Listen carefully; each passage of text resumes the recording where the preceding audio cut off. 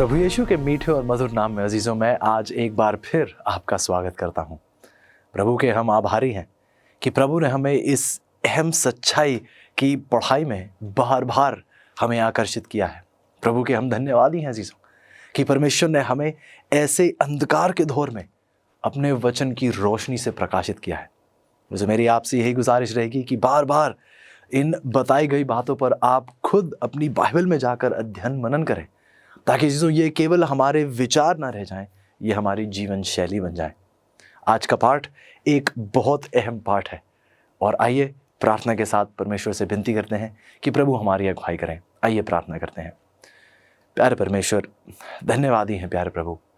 प्रभु, आपने आज हमारे लिए एक बहुत बहुत अहम सीख तैयार की है और प्रभु एक ऐसी सीख जो बार बार हम देखते हैं प्रभु लोग नज़रअंदाज कर देते हैं, बल्कि ठुकरा देते हैं।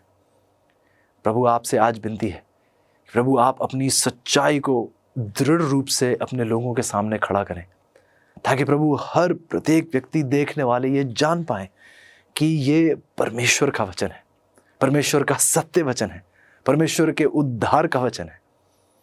प्रभु हम धन्यवादी हैं, आप एक बार फिर हमें अपनी ओर आकर्षित कर रहे हैं और प्रभु विनती करते हैं कि हमारा संपूर्ण मन आप में समर्पित रहे।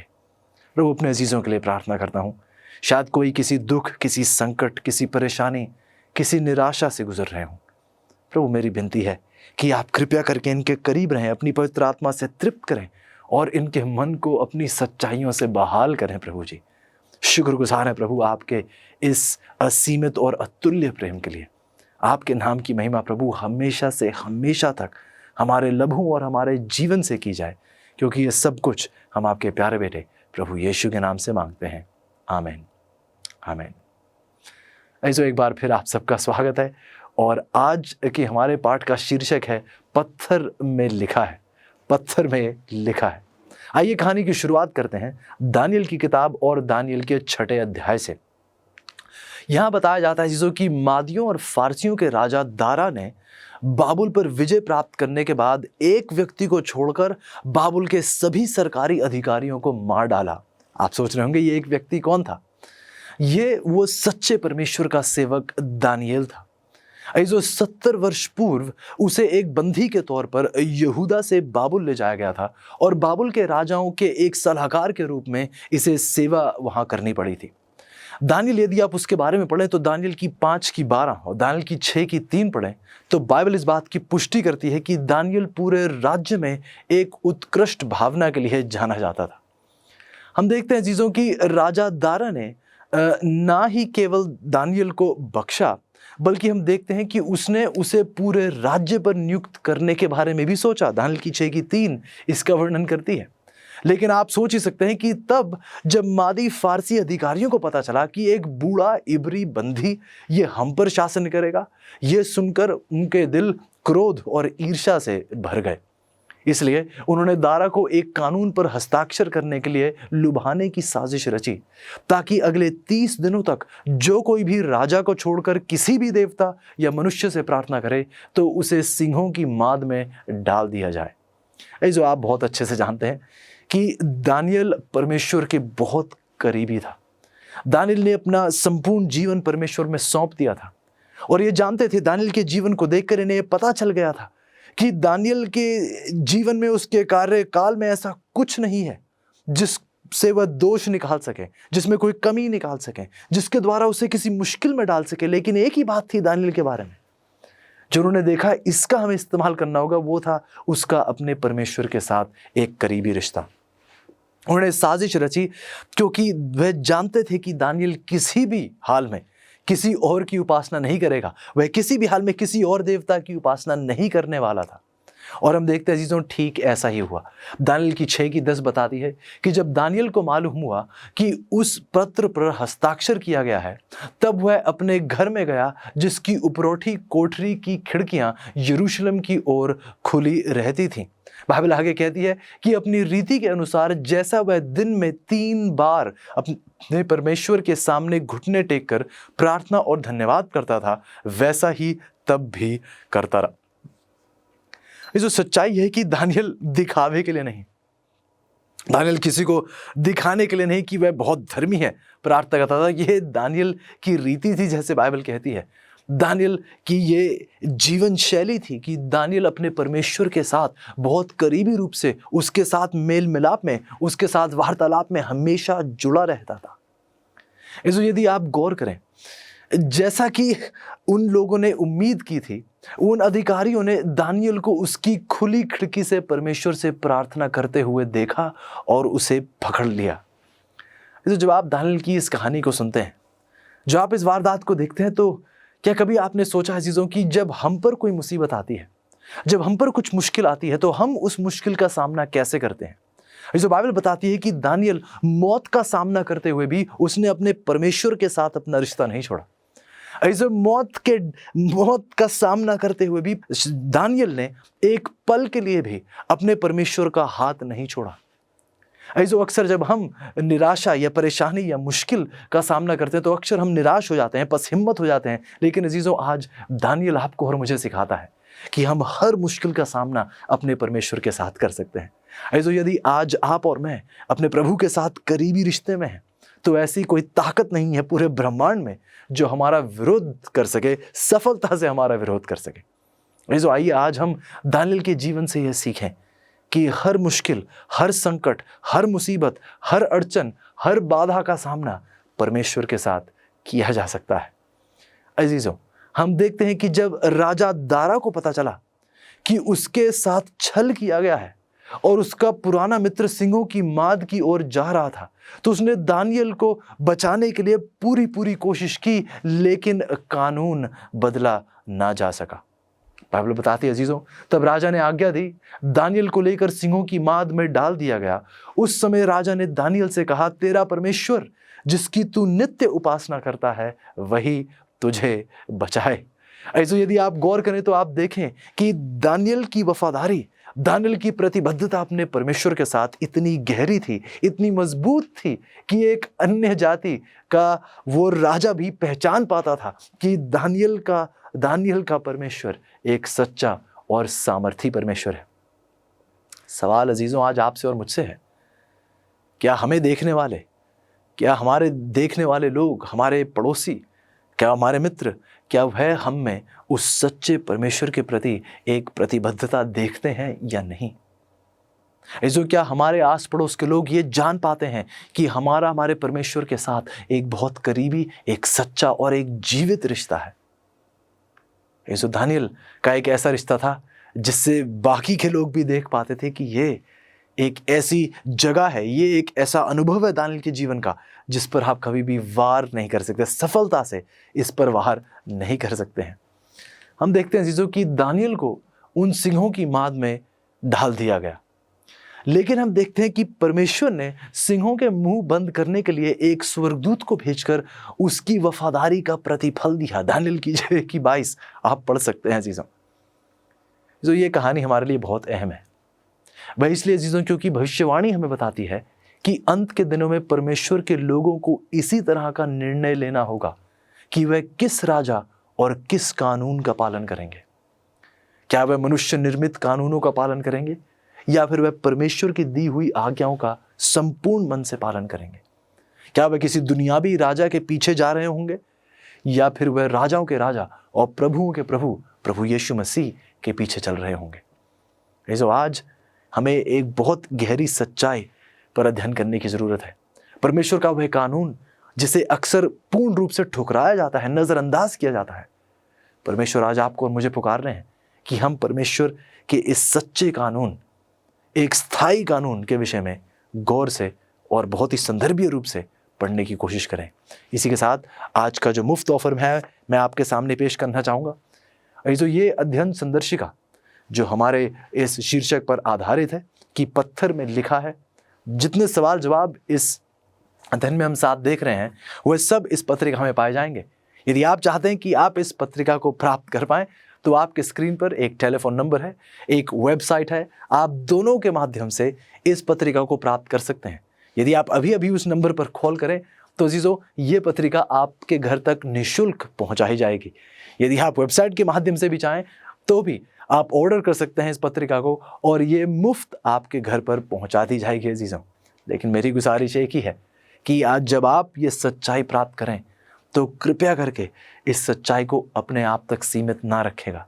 जो रोशनी परमेश्वर आप पर प्रकाशमान कर रहे हैं, मेरी आपसे विनती है कि उस रोशनी से आप इस पूरे अंधकार की इस पृथ्वी पर परमेश्वर की रोशनी से उस पृथ्वी को उज्ज्वलित करें। यह मेरी आपसे गुजारिश है। इसी के साथ आइए अपने सवाल जवाब का सिलसिला शुरू करते हैं। पहला सवाल हमारे सामने रखा जाता है, क्या परमेश्वर की नैतिक आज्ञा को बदला या निरस्त किया जा सकता है? बाइबल जवाब देती है लूका की 16:17 में, आकाश और पृथ्वी का टल जाना व्यवस्था के एक बिंदु के मिट जाने से सहज है। इसे बाइबल स्पष्ट कर देती है कि आकाश और पृथ्वी का टल जाना व्यवस्था के एक बिंदु के मिट जाने से सहज है। भजन संहिता उसका 89:34 बाइबल कहती है, मैं अपनी वाचा ना तोड़ूंगा और जो मेरे मुंह से निकल चुका है उसे मैं नहीं बदलूंगा। ये परमेश्वर का वचन है। ये किसी मानव लेखक के वचन नहीं, ये परमेश्वर के वचन है कि मैं अपनी वाचा नहीं तोड़ूंगा। जो मेरे मुंह से निकला है वह नहीं बदला जाएगा। अजीजों, ये परमेश्वर का वचन है, ये सत्य वचन है। देखिएगा आगे, बाइबल कहती है भजन संहिता की 111 उसकी 7 और 8 में, उसके सब उपदेश विश्वास योग्य है, वह सदा सर्वदा अटल रहेंगे। अजीजों, गौर कीजिए, वचन कहता है कि परमेश्वर के उपदेश सदा सर्वदा अटल रहेंगे। हम इनके साथ छेड़छाड़ नहीं कर सकते। परमेश्वर की आज्ञाओं का उल्लंघन हमें नहीं करना है। अजीजों, परमेश्वर बहुत स्पष्ट रूप से बताते हैं। मलाकी की 3:6 कहती है, क्योंकि मैं यहोवा हूं और यहोवा बदलता नहीं। एक और बहुत दिलचस्प सच्चाई है अजीजों, यदि आप बाइबल में गौर करें तो आप देखेंगे कि जो बातें परमेश्वर के बारे में की जाती हैं वही बातें परमेश्वर की आज्ञाओं के बारे में की जाती हैं। बहुत ही दिलचस्प, देखिएगा मेरे साथ। उदाहरण के तौर पर लूका की 18:19 में बताया जाता है कि परमेश्वर भला है, लेकिन रोमियो की 7:12 भी हमें बताती है कि परमेश्वर की आज्ञाएं कैसी हैं? भली हैं। मत्ती की 5:48 में आप देखते हैं कि परमेश्वर निर्दोष है, और भजन संहिता की 19:7 में भी वही बताया जाता है कि परमेश्वर की आज्ञाएं, परमेश्वर की व्यवस्था निर्दोष है। लेकिन इतना ही नहीं, परमेश्वर और उसकी आज्ञाएं पवित्र हैं, न्यायी हैं, प्रेम है। बाइबल आगे बताती है कि वह धर्मी है, सत्य है, निर्मल है, आत्मिक है, अपरिवर्तनीय है और सनातन है। ऐसो यदि आप बहुत गौरपूर्वक सुने तो आप ध्यान देंगे कि परमेश्वर की व्यवस्था को बदला नहीं जा सकता। वह इसलिए क्योंकि वह उसके चरित्र का प्रतिलेख है। अजीजों, पवित्र शास्त्र के महिमामय वचन जो परमेश्वर का वर्णन करते हैं वह उसकी व्यवस्था का भी वर्णन करते हैं। ये बात आपके सामने है। लिखित रूप में परमेश्वर की व्यवस्था उसका अपना चरित्र है। परमेश्वर की व्यवस्था को बदलना स्वयं परमेश्वर को बदलने से अधिक संभव नहीं है। ऐसे ये सच्चाई क्यों जरूरी है? ये सच्चाई जरूरी इसलिए है क्योंकि परमेश्वर की व्यवस्था को बदलने का मतलब उसकी व्यवस्था को तोड़ना है, और कोई तरीका ही नहीं है अजीजों। यदि आप बदलने की कोशिश कर रहे हैं तो आप यकीनन बदल तो नहीं पाएंगे, आप केवल उसे तोड़ेंगे। परमेश्वर की व्यवस्था को बदलना परमेश्वर की व्यवस्था को तोड़ना है। अगला सवाल देखते हैं अजीजों, बाइबल के अनुसार पाप क्या है? बाइबल हमें बताती है पहले यूहन्ना की 3:4 में, पाप तो व्यवस्था का विरोध है। अजीजों, जब हम परमेश्वर की व्यवस्था के विरोध उठते हैं, विद्रोह करते हैं और कहते हैं कि ये तो आज लागू भी नहीं होती, तो हम क्या कर रहे हैं? हम परमेश्वर का विरोध, परमेश्वर की व्यवस्था का विरोध कर रहे हैं, और यही पाप की परिभाषा है। हमें बताया जाता है रोमियो की 3:20 में, इसलिए कि व्यवस्था के द्वारा पाप की पहचान होती है। लेकिन जब हमने व्यवस्था को ही ठुकरा दिया है, व्यवस्था को ही बेदखल कर दिया है अपने जीवन से, तो पाप की पहचान हम किस प्रकार करेंगे अजीजों? पहले यूहन्ना की 3:4 पर सवाल पूछा जाता है कि पहले यूहन्ना की 3:4 में किस आज्ञा की बात की जा रही है? अजीजों, गौर कीजिए कि शैतान व्यवस्था से नफरत करता है, और वह इसलिए क्योंकि व्यवस्था परमेश्वर के लोगों को जागरूक करती है कि हमें पाप से बचाने वाला परमेश्वर, उसकी हमें बहुत गहरे रूप से जरूरत है। शैतान व्यवस्था से इसलिए घबराता है, इसलिए नफरत करता है क्योंकि व्यवस्था, जैसे अभी हमने पढ़ा, हमें पाप की पहचान देती है, और शैतान नहीं चाहता कि हम पाप को पहचान कर उस पाप से मुक्त करने वाले परमेश्वर की ओर आकर्षित हों। रोमियो की 4:15 तो यह भी कहती है अजीजों कि जहां व्यवस्था ही नहीं है वहां उसका टालना भी नहीं है। गौर कीजिए, यदि जहां लाल बत्ती आपको रुकने के लिए कह ही नहीं रही है, यदि वहां आप चलते जाएं, तो क्या आपने किसी कानून का उल्लंघन किया है? बिल्कुल नहीं, क्योंकि वहां कोई कानून था नहीं आपको बताने के लिए, रुकने के लिए। लेकिन यदि लाल बत्ती कहती है, लाल और कहती है कि रुक जाए, तो आपको क्या करना है? रुकना पड़ेगा। यदि आप फिर भी चलते जाएं, तो आपके सामने जो स्पष्ट सच्चाई है, आप उसके विरुद्ध, उसके बरखिलाफ आप जा रहे हैं। तो अजीजों, यदि आप गौर करें तो बाइबल बहुत स्पष्ट है कि जहां व्यवस्था को ही हम कह रहे हैं हमने ठुकरा दिया है, कोई व्यवस्था ही नहीं है, जिसका मतलब यही हुआ कि आप कह रहे हैं कि 10 आज्ञा ही नहीं है, जिसका मतलब यही हुआ कि अब खून करना, झूठ बोलना, व्यभिचार करना, ये सब पाप नहीं है। इसका मानना यह हुआ। लेकिन आप बहुत अच्छे से जानते हैं कि पाप गलत है। आप अच्छे से जानते हैं बल्कि कि खून करना गलत है।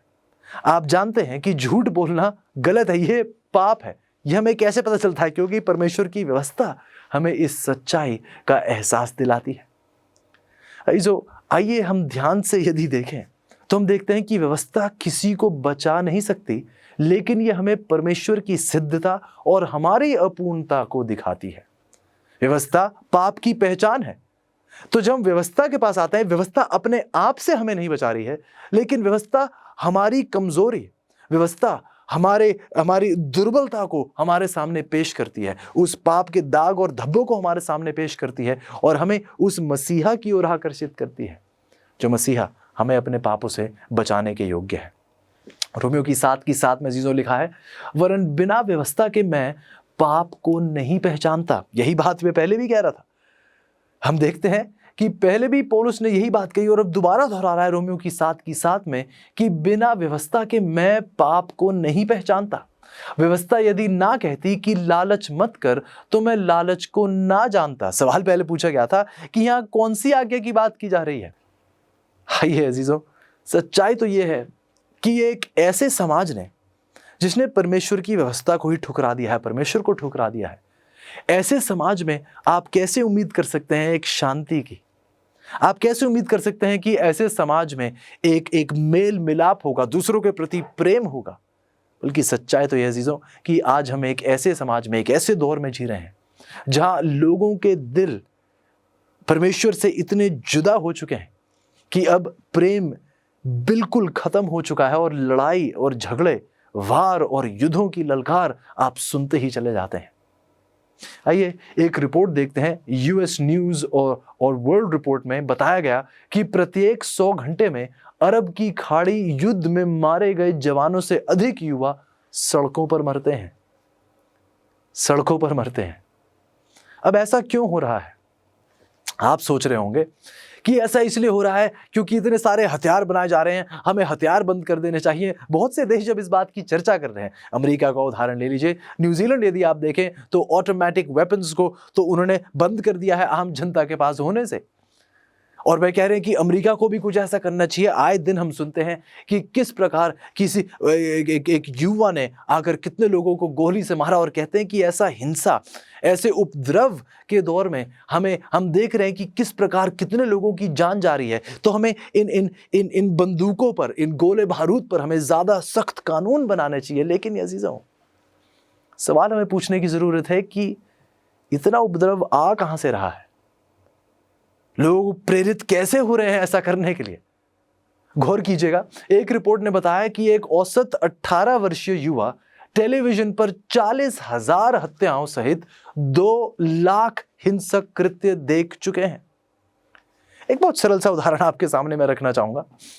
क्या कभी आपने दुकान पर आप गए हो या कभी किसी चाय बनाने वाले को देखा हो या डोसा बनाने वाले को देखा हो कि आपने देखा है?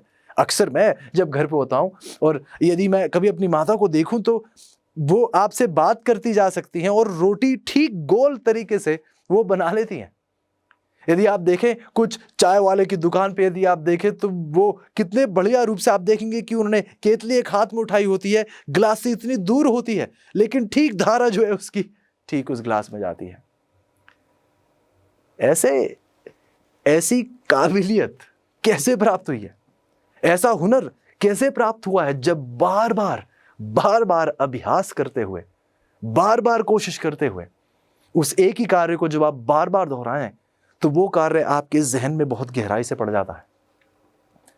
तो यदि हमारे युवा 2 लाख हिंसक कृत्य देख रहे हैं 18 वर्ष के करीब तक, जब भी वो 18 वर्ष के ही हुए हैं और उन्हें 2 लाख हिंसक कृत्य देख चुके हैं, तो हम क्या उम्मीद कर रहे हैं ऐसे समाज से?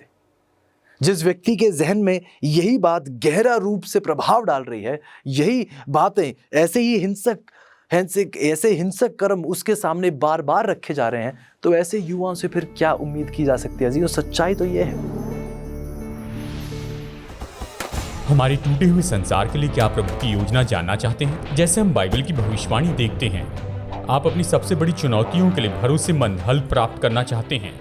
प्रोत्साहित करने वाली और प्रकाशन देने वाली amazing facts Bible study guide Bible पर आधारित 27 टॉपिकल लेसन्स प्रदान करती हैं, जिसमें सुंदर ग्राफिक्स और स्पष्ट उत्तर दिए गए हैं, जिसे समझना बहुत ही आसान है।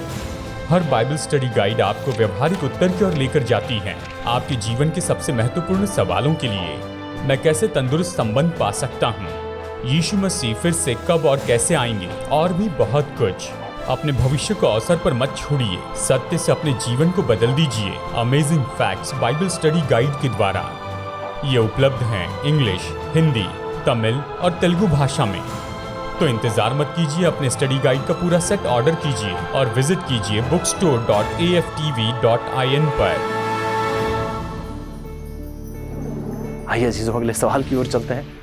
सवाल पूछा जाता है कि क्या प्रभु यीशु ने 10 आज्ञाओं का पालन किया? आइए सुनते हैं। यूहन्ना की 15:10 में प्रभु यीशु कहते हैं, मैंने अपने पिता की आज्ञाओं को माना है।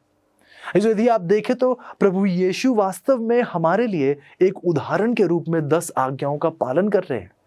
पहले पतरस की 2:21 में आप देखते हैं, प्रभु यीशु खुद कह रहे हैं कि मैंने अपने पिता की आज्ञाओं को माना है, और वह इसी के साथ इस बात का निमंत्रण दे रहे हैं कि आज आप और मैं भी प्रभु यीशु के साथ अपने परमेश्वर पिता की आज्ञाओं का पालन कर सकते हैं। लेकिन हम देखते हैं चीज़ों की बहुत से लोगों ने तो यह व्यवस्था, ये आज्ञाएं ठुकरा दी हैं। प्रभु यीशु के उदाहरण के बावजूद भी इतने सारे लोग अपने आप को मसीही कहते हुए, सोचते हुए कि वह सही रास्ते पर चल रहे हैं, सच्चाई तो यह है कि वह परमेश्वर की आज्ञा के उल्लंघन में अपना जीवन व्यतीत कर रहे हैं। इन बातों को और गहराई से समझने के लिए आइए मैं आपका ध्यान आकर्षित करना चाहूंगा उस निचली सतही झींगों के बारे में। गौर कीजिएगा चीजों कि इन झींगों के साथ एक बहुत ही रोचक परीक्षण किया गया। वैज्ञानिकों ने गौर किया कि झींगे एक मोल्टिंग नामक प्रक्रिया के माध्यम से अपनी त्वचा को बदलने की कोशिश करते हैं। साल में 6 या 8 बार बाहरी त्वचा बदलने का इनका एक सबसे अद्भुत तरीका है। हम देखते हैं कि एक पुरानी त्वचा के नीचे एक नई त्वचा पल रही होती है।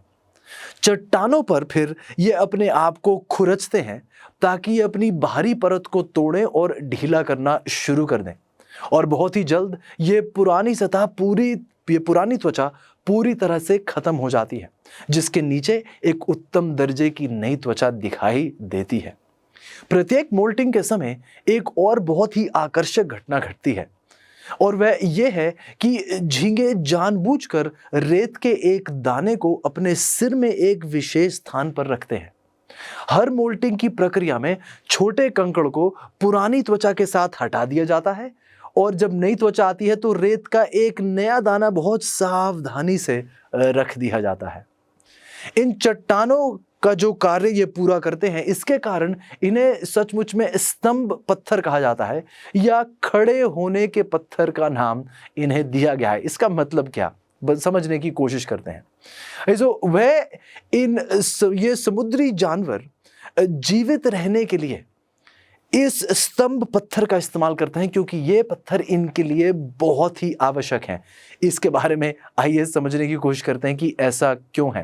वो ऐसा इसलिए करते हैं चीज़ों, क्योंकि इसके बिना ये झींगे लगातार भ्रमित और अस्त व्यस्त रहेंगे।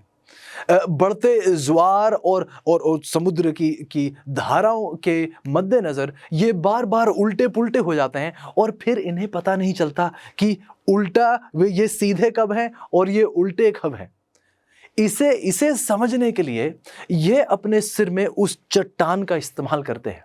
वह क्यों? क्योंकि ये चट्टान पर जब गुरुत्वाकर्षण के हल्के खिंचाव पड़ते हैं, गुरुत्वाकर्षण जिसे ग्रेविटी कहा जाता है, जमीन की जो खींचने की ताकत है, आपको जमीन से जोड़े रखने की जो ताकत है, वह अपने सिर पर रखे इस चट्टान पर जो गुरुत्वाकर्षण के हल्के खिंचाव पड़ते हैं उसको महसूस करते हैं और फिर यह पहचान पाते हैं कि क्या वो उल्टे हैं या फिर वो सीधे हैं। चीज़ों कि आप देख रहे हैं कि परमेश्वर ने अपने महान प्रेम और ज्ञान से उन्हें यह यंत्र प्रदान किया है ताकि ये निचली सतही झींगे, जब त्वचा बदलने का समय आया, जब मोल्टिंग का ये समय आया, तो प्रत्येक झींगे ने जैसे उसकी आदत थी वह उस रेत के कंकड़ को उठाकर उस सिर पर रखता, लेकिन अब क्योंकि रेत नहीं थी, स्टील का बुरादा था, तो इन झींगों ने उस स्टील के एक कंकड़ को लिया और अपने सिर पर उठाकर ऐसे रख लिया। फिर अजीजों हम देखते हैं कि इस जीव विज्ञानी ने एक बहुत अहम बात की। उसने एक चुंबक को, एक शक्तिशाली चुंबक को लाया और उस मछली घर के ऊपर रख दिया। सोच सकते हैं आप क्या हुआ होगा? तुरंत ही जितने झींगे थे वह सब उलट गए और उल्टी स्थिति में ही इधर उधर तैरने लगे। हम देखते हैं कि इस स्टील के टुकड़े पर जो चुंबक का खिंचाव था, ये गुरुत्वाकर्षण या ग्रेविटी के खिंचाव से कई अधिक मजबूत था। उनका ये मानना था, जब ऐसा हुआ तो झींगे ये मानने लगे कि निचली सतह ऊपर की ओर हो गई थी और ऊपरी सतह नीचे की ओर हो गई थी, क्योंकि वह इस खिंचाव के द्वारा ही वह जान पाते थे क्या वह उल्टे हैं या सीधे हैं। लेकिन अब जब चुंबक का खिंचाव आया तब उन्हें यह महसूस होने लगा कि निचली सतह जो है अब ऊपर है और जो ऊपरी सतह है वो है अब नीचे हो चुकी है। परीक्षण को और प्रभावशाली बनाने के लिए वैज्ञानिक फिर समुद्र से एक और झींगे को लाया, जिसके सिर पर अब कोई स्टील का टुकड़ा नहीं, वो रेत का कंकड़ था। उसने उस झींगे को लाकर उसने इस एक्वेरियम में, इस मछली घर में रख दिया। स्वाभाविक रूप से दृश्य पर ये जो नया झींगा आया, ये बिल्कुल सही रूप से, सही तरीके से, जैसे उस रेत के कंकड़ का गुरुत्वाकर्षण के खिंचाव के इस्तेमाल करते हुए झींगे पता करते हैं ऊपर और नीचे क्या है, वह बिल्कुल ठीक सही ढंग से तैरता गया। लेकिन क्या आप सोच सकते हैं कि बाकी के झींगे जो अब इस मछली घर में थे उन पर क्या बीत रही होगी? क्या वो नहीं सोच रहे होंगे कि ये कौन आ गया है, ये अपने आप को क्या समझता है? क्या आप ध्यान दे सकते हैं? हम मनुष्य, मानव जाति अक्सर ऐसा करती है। फुसफुसाहट आप सुन सकते होंगे कि ये व्यक्ति अपने आप को क्या समझता है। क्या ये हमें एक नया तरीका सिखा रहा है अब तैरने का? ये अजीब प्राणी क्या करने की कोशिश कर रहा है? क्या ये हमसे बेहतर तैरना जानता है? जो आप देखते हैं कि उनके सिर में रखे स्टील की वजह से अब गलत उल्टे हो गए थे ये, और उल्टे तैर रहे थे हर जगह, और ये सोच रहे थे कि अब हम तो सही हैं लेकिन ये जो नया झींगा आया है ये गलत है। जबकि सच्चाई यह है कि ये नया आया हुआ झींगा एकमात्र ऐसा झींगा था जो सही ढंग से तैर रहा था। अब चीजों आप ध्यान दीजिए कि ये बाकी के झींगे जो है दो चीजों का प्रयोग करते हैं, दो विचारों का प्रयोग किया जाता है यह तय करने के लिए कि वह सीधे हैं या उल्टे हैं। पहला तरीका यह था कि वह कैसा महसूस कर रहे हैं, गुरुत्वाकर्षण का खिंचाव, इसको जब महसूस करते थे तो यह पहला तरीका था पता करने का कि वह सीधे हैं या उल्टे हैं। दूसरा तरीका यह था कि अधिकांश झींगे क्या कर रहे हैं। पहला तरीका कि यह अनुभव करते, महसूस करते कि वो खिंचाव को, पहला तरीका था। दूसरा तरीका था कि अधिकांश लोग क्या कर रहे हैं। और हम देखते हैं अजीजों कि अब जब उनके स्तंभ पत्थर के साथ छेड़छाड़ की गई थी तो उन्हें दोनों तरह से, इन दोनों तरीके ही झूठ साबित हो रहे थे। अधिकांश उल्टे थे तो उन्होंने सोचा भाई सभी उल्टे हैं। गुरुत्वाकर्षण का खिंचाव महसूस हो रहा था तो उस खिंचाव पर ध्यान दिया उन्होंने, और ये नहीं ध्यान दिया कि कहीं वो पत्थर कुछ गलत तो नहीं हुआ है। उन्होंने ये नहीं देखा, परखने की कोशिश नहीं की। हम देखते हैं कि उन्होंने इस खिंचाव पर निर्भर रहे, अधिकांश झींगों पर वह निर्भर रहे, लेकिन सच्चाई उन्हें नहीं पती, वह अब एक धोखे में थे। उन्हें ऐसा लग रहा था कि वह सब सही है, लेकिन ये इकलौता झींगा जो है ये गलत है। जबकि सच्चाई ये थी उनके स्तंभ पत्थर के साथ, उनके मार्गदर्शक के साथ, जिस पत्थर का वह इस्तेमाल कर रहे थे उसके साथ छेड़छाड़ की गई थी और ये गलत थे, और वह एकमात्र झींगा सही तरीके से तैर रहा था। ये जो सच्चाई ये है कि आज यदि आप मसीही दुनिया में देखें तो कुछ ऐसा ही हो रहा है। आज बहुत से मसीहों पर ठीक ऐसी ही सच्चाई बीत रही है।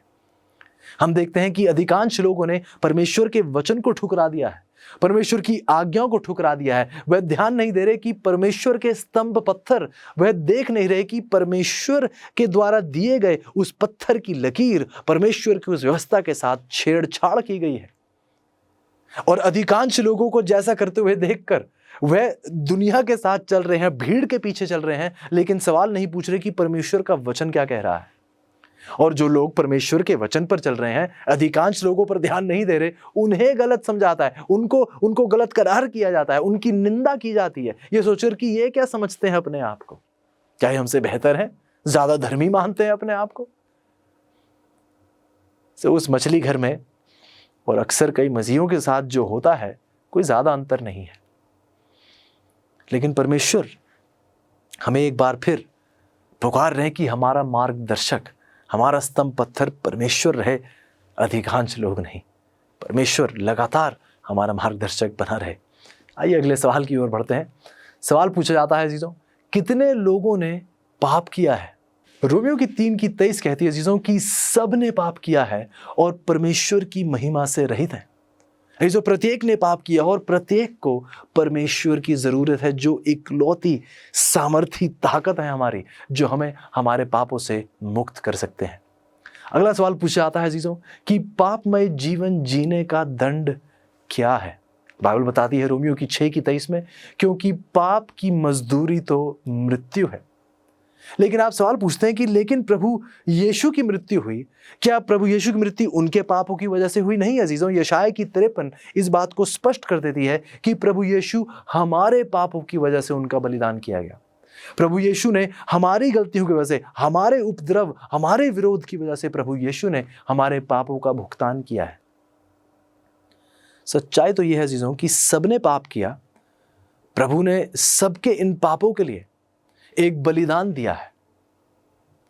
लेकिन बहुत से लोग कहते हैं कि नहीं, व्यवस्था तो बिल्कुल नहीं, व्यवस्था को हटाया जा गया है, व्यवस्था खत्म हो गई है, मिट चुकी है, ये आज लागू नहीं होती। यदि ऐसा है अजीजों, तो सवाल हमारे सामने ये खड़ा होता है कि फिर प्रभु यीशु को क्रूस पर क्यों मरना पड़ा? प्रभु यीशु का क्रूस पर मरना आवश्यक क्यों था? यदि व्यवस्था में बदलाव लाया जा सकता था और पाप की मजदूरी मृत्यु है, पाप व्यवस्था का उल्लंघन है, यदि व्यवस्था को एक तरफ किया जाता था, बेदखल या अनदेखा किया जा सकता था, तो फिर प्रभु यीशु को मृत्यु का सामना क्यों करना पड़ा? प्रभु यीशु की मृत्यु अपना महत्व ही खो देती है अजीजों।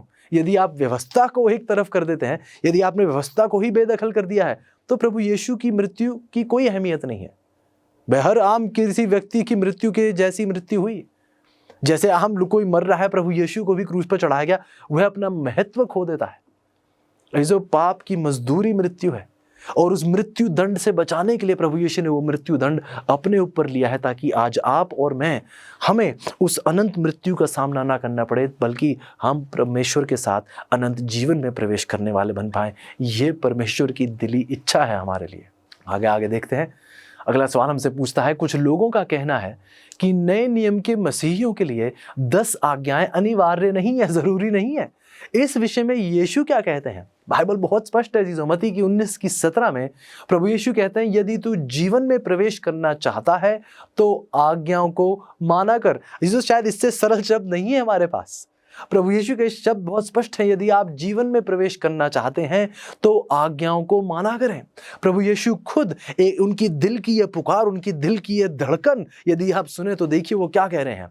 यूहन्ना की 14:15 में प्रभु यीशु कहते हैं, यदि तुम मुझसे प्रेम करते हो, यदि तुम मुझसे प्रेम करते हो तो मेरी आज्ञाओं का पालन करोगे।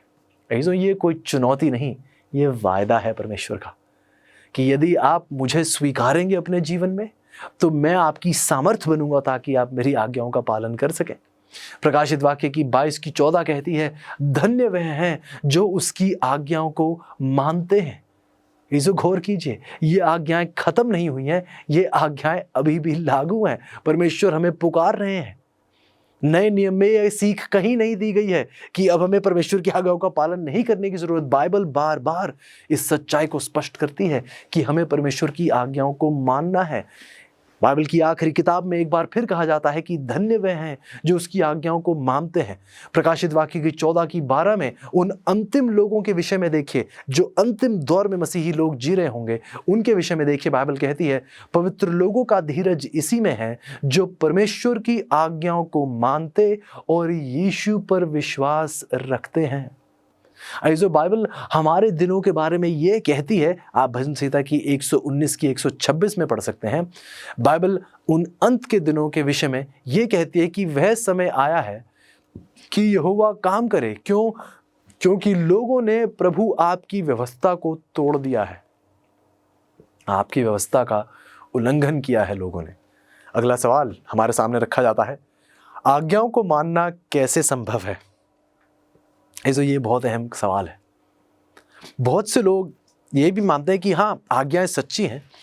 शायद आज आपको एहसास हुआ होगा कि परमेश्वर हमें अपनी आज्ञाओं का पालन करने के लिए एक बार फिर आमंत्रित कर रहे हैं। तो यह सही है कि आज्ञाएं सच्ची हैं, आज्ञाएं आज भी लागू होती हैं, आज्ञाएं प्रभु का वचन है। लेकिन बहुतों के मन में यह सवाल है कि मैं भी चाहता हूं कि मैं परमेश्वर की आज्ञाओं का पालन करूं, लेकिन मैं बार बार विफल रहता हूं। परमेश्वर की आज्ञाओं का पालन कैसे किया जा सकता है? मैं प्रभु की आज्ञाओं को कैसे मान सकता हूं? क्या यह संभव है कि मैं मान भी सकता हूं प्रभु की आज्ञाओं को? बाइबल देखिए जवाब देती है रोमियो की 8:3 और 4 में, परमेश्वर ने ही पुत्र को शरीर में पाप पर दंड की आज्ञा दी। प्रभु ने, हम देखते हैं, इस शरीर में पाप को दंड की आज्ञा दी, इसलिए कि व्यवस्था की विधि हम में जो शरीर के अनुसार नहीं वरन आत्मा के अनुसार चलते हैं पूरी की जाए। जो हम देखते हैं कि प्रभु यीशु ने जब देहधारी वे हुए तो इस देह में रहते हुए, शरीर में रहते हुए उन्होंने पाप को हराया है, चीजों पाप को दंड दिया है। और जो आज प्रभु आज आपको पुकार रहे हैं, प्रभु यीशु आज आपके दिल में आकर, प्रभु यीशु आज आपके जीवन में आकर, प्रभु यीशु आज आपकी देह में आकर वह पाप का खात्मा करना चाहते हैं। यदि आज आप और मैं प्रभु यीशु को हमारे दिलों में आने के लिए निमंत्रण देंगे। बाइबल हमें बताती है अजीजों, फिलिपियों की 1:6 में सुनिए इस बहुत ही सामर्थी आश्वासन को। प्रभु कहते हैं कि जिसने तुम में अच्छा काम आरंभ किया है वही उसे प्रभु यीशु मसीह के दिन तक पूरा करेगा। जो बाइबल बहुत स्पष्ट है, जो कार्य परमेश्वर शुरू करते हैं वह खत्म करे बगैर प्रभु छोड़ते नहीं हैं। जिस भले कार्य की, जिस उद्धार के कार्य की प्रभु ने आपके जीवन में शुरुआत की है, उससे विनती करते रहें और उसकी विश्वास योग्यता पर अपनी पकड़ बनाए रहें कि जो कार्य को प्रभु ने शुरू किया है उसे खत्म करे बगैर प्रभु उसे छोड़ेंगे नहीं।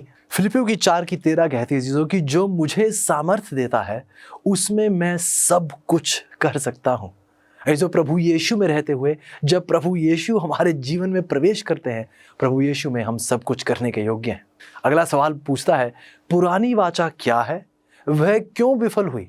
आइए पढ़ते हैं व्यवस्था विवरण की 4:13 में, और उसने तुमको अपनी वाचा के 10 वचन बताकर उनके मानने की आज्ञा दी और उन्हें पत्थर की 2 पट्टियों पर लिख दिया।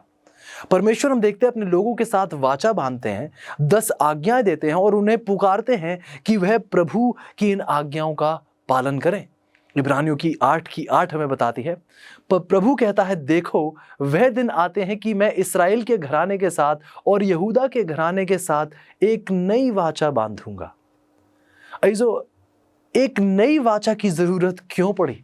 यदि आप इब्रानियों की 8 के संदर्भ को पढ़ें तो पता चलता है कि इस पुरानी वाचा का दोष, इसके कामयाब ना होने का दोष सीधे रूप से मनुष्यों पर जाता है, इस्राएलियों पर जाता है। प्रभु ने एक वाचा बांधी, लेकिन हम देखते हैं कि प्रभु के लोग उस वाचा के प्रति प्रतिबद्ध नहीं रहे, इसलिए परमेश्वर को एक नई वाचा की स्थापना करनी पड़ी। परमेश्वर की वाचा में, उसकी आज्ञाओं में कोई कमी नहीं थी।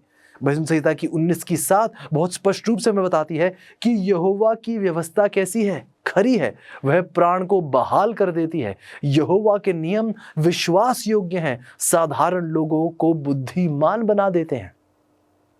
तो फिर सवाल उठता है कि नई वाचा किस आज्ञा पर आधारित है? नई वाचा किस आज्ञा पर आधारित है? क्या नई वाचा में परमेश्वर ने अपनी आज्ञाओं को बिल्कुल खत्म कर दिया है, बदल दिया है या बेदखल कर दिया है? बाइबल बताती है हमें, इब्रानियों की 8:10, फिर प्रभु कहते हैं कि जो वाचा मैं उन दिनों के बाद इस्राएल के घराने के साथ बांधूंगा वह ये है कि मैं अपनी व्यवस्था को उनके मनों में डालूंगा और उसे उनके हृदयों पर लिखूंगा। जिसो व्यवस्था में कोई बदलाव नहीं आया है, व्यवस्था वही की वही है, और प्रभु खुद कह रहे हैं कि मैं अपनी व्यवस्था उनके मनों में डालूंगा। ऐसो दो वाचाएं परमेश्वर और उसके लोगों के बीच थीं। पुरानी वाचा विफल हुई, क्यों? क्योंकि यह लोगों के दोषपूर्ण वायदों और कार्यों पर आधारित थी। निर्गमन की 24:7 में आप पढ़ सकते हैं, बाइबल कहती है लोगों का जवाब था, जब परमेश्वर ने अपने इस वाचा को पेश किया तो लोगों ने जवाब दिया निर्गमन की 24:7 में कि जो कुछ यहोवा ने कहा है उस सब को हम करेंगे और उसकी आज्ञा मानेंगे। कि आप देख सकते हैं कि दोष कहाँ है? क्या आप देख सकते हैं कि कमी कहाँ है? क्या आप देख सकते हैं कि पुरानी वाचा की कमजोरी कहाँ है? क्योंकि ये वाचा पर लोगों के दावे पर, लोगों की मजबूती पर, लोगों के वायदों पर कायम थी। ये कह रहे थे कि हम ऐसा करने के योग्य हैं, प्रभु की सहायता नहीं मांग रहे थे, कह रहे थे कि हम में ऐसी सामर्थ है, खुद ही पर निर्भर हो रहे थे। नई वाचा क्यों सफल हुई?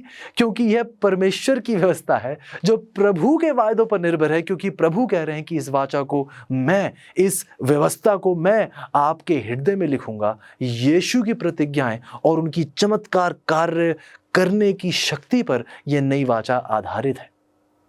जो इब्रानियों की 8:10 में हम देखते हैं, बाइबल कह रही है कि मैं अपनी व्यवस्था को उनके मनों में डालूंगा। प्रभु की प्रतिज्ञाओं पर यह नई वाचा आधारित है। अगला सवाल हमारे सामने रखा जाता है, क्या अनुग्रह के अधीन विश्वास के द्वारा जीना परमेश्वर की आज्ञा को गैर जरूरी नहीं बना देता? यदि हम अनुग्रह के अधीन हैं, विश्वास के द्वारा जी रहे हैं, तो फिर प्रभु की आज्ञाएं तो फिर गैर जरूरी हैं क्या? बाइबल ऐसे कहती है, बाइबल स्पष्ट है। चीज़ों रोमियो की 6:15 कहती है, तो क्या हुआ?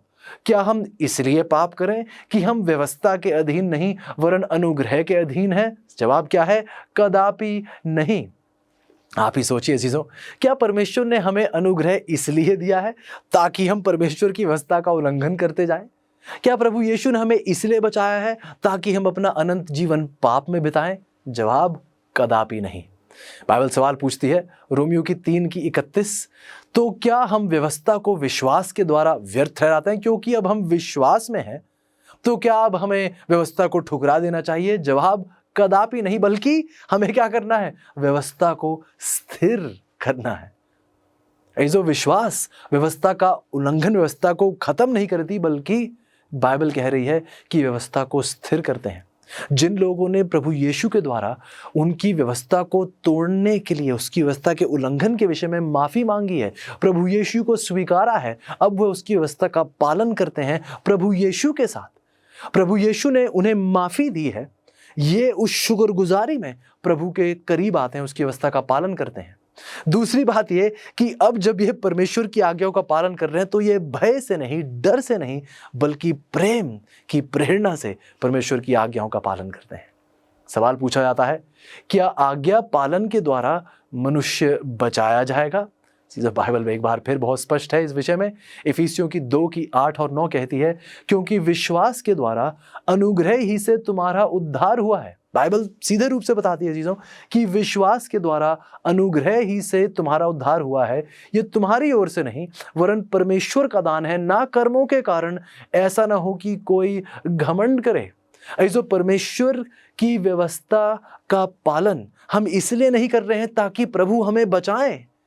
परमेश्वर की व्यवस्था का पालन परमेश्वर के लोग इसलिए करते हैं क्योंकि परमेश्वर ने ऐसा बहुतायत का प्रेम उन पर उंडेला है, और प्रेम एक ऐसा प्रेरक है जो परमेश्वर के लोगों को परमेश्वर की आज्ञाओं का पालन करने की ओर आकर्षित करता है। बाइबल स्पष्ट है चीज़ों कि हमें विश्वास के द्वारा अनुग्रह से बचाया गया है।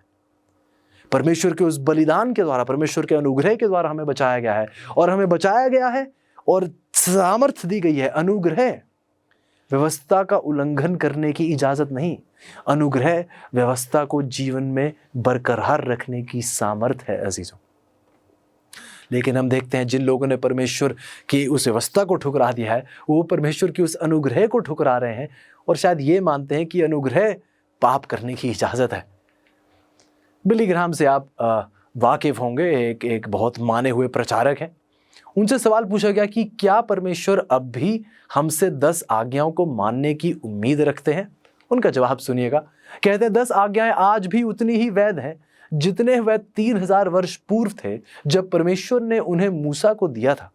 ये प्रभु यीशु ने कहा मत्ती की 5:18 का हवाला देते हुए कि मैं तुमसे सच कहता हूं कि जब तक आकाश और पृथ्वी टल ना जाए तब तक व्यवस्था से एक मात्रा या एक बिंदु भी बिना पूरा हुए नहीं टलेगा।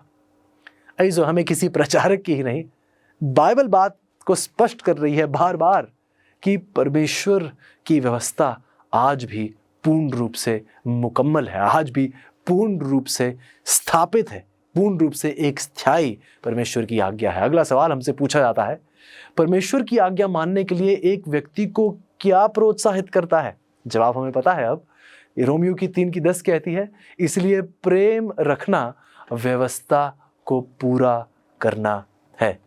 जो बाइबल कहती है कि प्रेम करना व्यवस्था को पूरा करना है। प्रेम वो प्रेरक है जो हमें व्यवस्था के आज्ञा का पालन करने की ओर आकर्षित करता है। मत्ती की 22:37 से 39 में लिखा है, आप परमेश्वर अपने प्रभु से अपने सारे मन, अपने सारे प्राण और अपनी सारी बुद्धि के साथ क्या रखें? प्रेम रखें। पहले यूहन्ना की 5:3 कहती है, क्योंकि परमेश्वर से प्रेम रखना यह है कि हम उसकी आज्ञाओं को माने।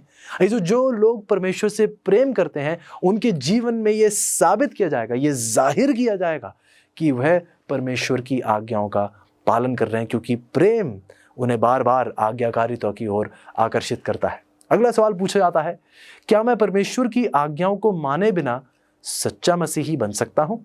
पहले यूहन्ना की 2:3 सुनेगा जी। बाइबल कहती है, यदि हम उसकी आज्ञाओं को मानेंगे तो इससे हम जान लेंगे कि हम उसे जान गए हैं। सुनिए आगे बाइबल क्या कहती है, जो कोई ये कहता है कि मैं उसे जान गया हूं और उसकी आज्ञाओं को नहीं मानता वह झूठा है और उसमें सत्य नहीं। जो हम ये दावा नहीं कर सकते कि हम प्रभु के साथ हैं, उसके करीबी हैं, उसके साथ हम घनिष्ठ मित्रता में हैं, लेकिन हम उसकी आज्ञाओं को नहीं मानते। बाइबल कहती है ऐसा करना झूठा होना है, हम में सत्य नहीं है जब हम ऐसा करते हैं। सवाल पूछा जाता है, क्या पुराने नियम की कुछ आज्ञाएं मसीहियों के लिए अब बाध्य नहीं है? आइए समझते हैं। इफिसियों की 2:15 कहती है, वह व्यवस्था जिसकी आज्ञाएं विधियों की रीति पर थीं वो मिटा दी गई। बाइबल स्पष्ट है जीजों। बाइबल बताती कि व्यवस्था जो आज्ञाएं विधियों की रीति पर थी वो आज्ञाएं हैं जीजों जो मिटा दी गई हैं, ना कि परमेश्वर की वो 10 आज्ञाएं। गौर से सुनिएगा। बाइबल बताती है, लय व्यवस्था की 23 का संदर्भ यदि आप देखें तो पूर्ण अध्याय में आप देखेंगे कि वो आज्ञाएं जो वार्षिक सब्बत, होम बलि, अन्न बलि, मेल बलि और अर्ध आदि इनका वर्णन किया जाता है। ये वो विधियों की व्यवस्था है जिसका उल्लंघन, बल्कि ये वो विधियों की आज्ञाएं हैं जो मिटा दी गई हैं, जिनका अंत हुआ है। इसलिए चीज़ों सवाल पूछना बहुत ज़रूरी है, क्या वो नैतिक व्यवस्था थी परमेश्वर की 10 आज्ञाएं, या फिर वो विधियों की व्यवस्था थी जो अलग की गई है। जो आप देखते हैं कि वे विधियां जो याजक वर्ग बलिदान प्रणाली को विनियमित करती थीं वह समाप्त कर दी गई, क्योंकि वह इसलिए समाप्त कर दी गई क्योंकि वह एक चिन्ह थी, एक प्रतीक थी उस आने वाले मसीहा का। जब आप देखते हैं कि एक पापी उस मेमने को लेकर बलिदान के लिए उस पवित्र स्थान में आता था, तो वह मेमना उस आने वाले परमेश्वर के मेमने प्रभु यीशु को दर्शा रहा था। और ये सारी विधियां जो आदेश दिए गए थे, चाहे वह अन्न बलि के विषय में हो या होम बलि के विषय में हो या वार्षिक सब्बत के विषय में हो, ये सारी विधियों की व्यवस्था, ये वो व्यवस्था है अजीजों जिसका अंत हुआ, जिसको मिटा दिया गया। उसने उन्हें परमेश्वर के सच्चे मेमने के रूप की ओर आकर्षित कर रही थी। ये विधियां, ये सारी विधियां जो परमेश्वर जो आने वाला था उसकी ओर इशारा कर रही थी। जब वह परमेश्वर आया तो अब इन विधियों की आज्ञाओं की ज़रूरत नहीं थी, इसलिए उन्हें मिटा दिया गया। ना कि प्रभु की 10 आज्ञाएं, उसकी नैतिक व्यवस्था आज भी लागू होती है अजीजों। तो फिर सवाल पूछा जाता है कि शैतान विशेषकर किससे घृणा करता है? बाइबल हमें बताती है प्रकाशित वाक्य की 12:17 में, तब अजगर स्त्री पर क्रोधित हुआ और उसकी शेष संतान से लड़ने को गया।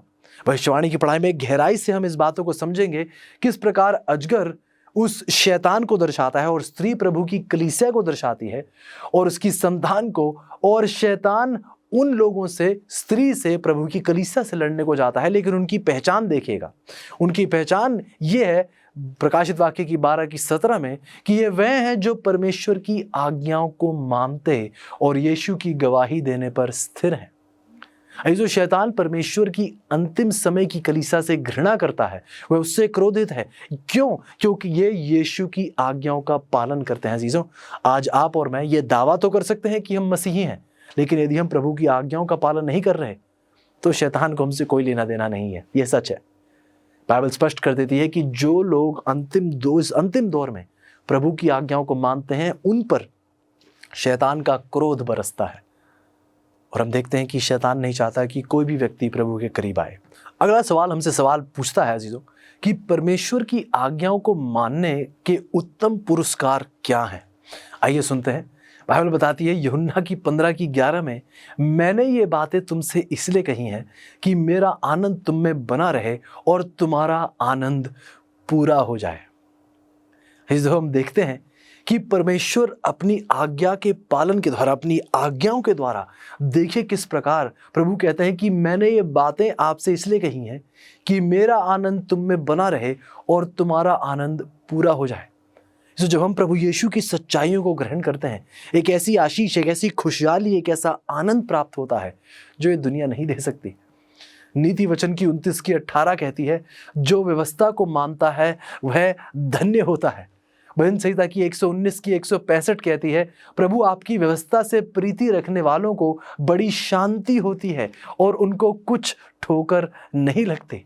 इस बाइबल बताती है कि परमेश्वर के लोग जो उसकी व्यवस्था का पालन करते हैं, उन्हें सुख, आनंद, शांति और अनंत जीवन प्राप्त होता है। इसलिए हम देखते हैं, इसलिए दाऊद, हम उस पढ़ते हैं भजन संहिता की 19:10 में कि वह बताते हैं परमेश्वर की आज्ञाओं के विषय में और कहते हैं कि परमेश्वर की आज्ञाएं सोने से भी अधिक मनोहर है। नहीं जो परमेश्वर का दिल किस प्रकार टूटता होगा आज इस दुनिया को देखकर, इस दुखद स्थिति में, इस पीड़ा में, इस दर्द में, इस मौत के शोक में। प्रभु आज आपको और मुझे पुकार रहे हैं कि हम प्रभु के उस आनंद को, उस सुख को, उस शांति को, उस अनंत जीवन को, उस खुशहाली को प्राप्त करें जो ये दुनिया हमें कभी नहीं दे सकती। तो फिर आखिरी सवाल आज आपके सामने रखा जाता है, आज आपका जवाब क्या होगा अजीजों? आज आप क्या निर्णय ले रहे हैं? सवाल है, क्या आप प्रभु यीशु के साथ एक प्रेममय संबंध में रहना चाहते हैं जो आपको उसके आनंदित, आज्ञाकारी संतानों में से एक बनाने की राह पर ले चलेगा? ये जो सवाल यह है कि क्या आज आप प्रभु यीशु के साथ एक प्रेममय जीवन में जुड़ना चाहते हैं या नहीं? आज प्रभु यीशु आपको और मुझे पुकार रहे हैं। ये जो जिस आज्ञा का पालन करने के लिए हमें बुलाया जाता है, उस आज्ञा का पालन हम उस परमेश्वर के बिना कर ही नहीं सकते हैं, क्योंकि वही परमेश्वर हमारी ताकत, हिम्मत और सामर्थ है, हमारी काबिलियत है उस आज्ञाओं का पालन करने के लिए। क्या आज आप प्रभु यीशु को निमंत्रण देना चाहेंगे? क्या आज आप एक नए सिरे से प्रभु यीशु को अपने दिल में बुलाना चाहेंगे? क्या आज आप एक ऐसे तौर पर, जैसा आपने पहले कभी ना किया हो, अपना सब कुछ प्रभु यीशु के नाम करना चाहेंगे? आइए अजीजों, आइए प्रभु यीशु को एक बार फिर पुकारें और प्रभु से कहें कि आज वह हमारा संपूर्ण मन अपनी ओर आकर्षित कर ले और हमारा सब कुछ प्रभु यीशु के नाम हो। शायद ये बातें आपको आज बहुत नई लग रही हो, शायद ये बातें आपने पहले ना सुनी हो। तो आपसे गुजारिश करूंगा अजीजों कि जितने भी अध्याय हमने पढ़े हैं, जितनी भी आयतें हमने पढ़ी हैं, कृपया करके जाकर हर आयत को दोबारा दोहराइएगा और आप व्यक्तिगत रूप से किसी और पर विश्वास करते हुए नहीं, प्रभु के करीब आइए और प्रभु से पूछे, प्रभु ये आपकी आयतें क्या कह रही हैं। मुझे किसी व्यक्ति की आज्ञा नहीं, अपने परमेश्वर की आज्ञाओं का पालन करना है। यदि आपकी इच्छा है आज, यदि आप ऐसा करना चाहते हैं, प्रभु के साथ जुड़ना चाहते हैं, आइए साथ प्रार्थना करते हैं। प्यारे परमेश्वर, धन्यवादी हैं प्यारे प्रभु। प्रभु आज आपने हमारे सामने एक बहुत अहम और एक बहुत गहरी सच्चाई पेश की है। धन्यवादी हैं प्रभु कि आज आप चाहते हैं कि आपकी संतान, आपके प्रत्येक लोग आपके साथ पूर्ण रूप से जुड़े रहें। प्रभु उनका मन पूर्ण रूप से आपके प्रति समर्पित रहे। विनती करता हूँ प्यारे प्रभु कि आज अपने लोगों से आपने एक नए सिरे से बात की है और प्रभु ये आपके वचन की सच्चाई, और मैं विनती करता हूँ प्रभु कि इस वचन की एक भी आयत से हम जुदा ना हो। प्रभु आपका हर वचन सच्चा है, हर आयत सच्ची है, हर शब्द आपका बोला गया प्रभु एक सामर्थी शब्द है। मैं विनती करता हूँ प्रभु कि आप अपने लोगों को आज खास तौर से एक नए सिरे से प्रेरित कीजिएगा ताकि आपके लोग आपके बहुत करीब आ पाए। प्रभु ये आपका वचन है, आइए हम एक पल के लिए ही प्रभु आपके वचन को अनदेखा ना करें। विनती है प्यारे प्रभु कि हर पल, हर मुकाम पर, हर कार्य में आप ही का नाम हमारे जीवन में ऊंचा उठाया जाए, हमारे लबों से केवल आप ही के गुणगान गाए जाएं। शुक्रिया अदा करते हैं प्रभु यीशु का।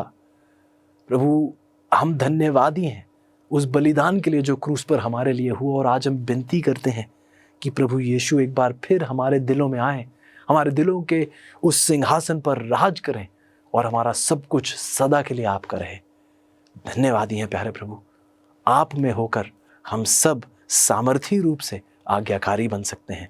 आपके नाम की महिमा हमेशा से हमेशा तक की जाए, क्योंकि ये सब कुछ हम आपके प्यारे बेटे प्रभु यीशु के नाम से मांगते हैं। आमीन।